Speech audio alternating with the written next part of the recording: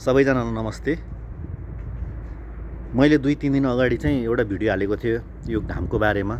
घाम चाहिँ किन लागेन हैन, घाम लाग्न पर्ने थियो भनेको। अनि त्यसपछि आज 3 दिन पछाडि फेरि भिडियो बनाउँदैछु। घाम साँच्चै नै लागेको छैन के यो साउदीमा। हो, लाग्न त कतिखेर लाग्छ हैन, एकछिन यसो लाग्छ, त्यसपछि हराइहाल्छ। मतलब हराउन त हराएको होइन होला हैन। नेपालतिर के भइरहेको छ त्यो त मलाई थाहा भएन, अन्य देशमा। तर विशेष गरेर यो साउदी रियादमा चाहिँ घाम लाग्न सकेको छैन।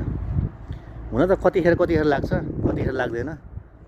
अब रिसाएर हो कि घाम, अब बादल पनि टन्नै लागेको छ, उता कपडा धुलाएर सुकाएको कपडा सुक्न पाएको छैन। घामको चाहिँ अति आवश्यकता देखेँ कि मैले, आवश्यक। त्यही भएर यो घामको लागि चाहिँ के गर्नुपर्छ, पूजा गरेर हुन्छ कि के गरेर हुन्छ, घाम चाहिँ लगाउनु पर्यो। यस्तोरी हामीलाई तडपाएर राखेर हुँदैन के। कति तडपिनु के, धेरै तडपाउनु भएन। 4-5 दिन भयो तडपेको।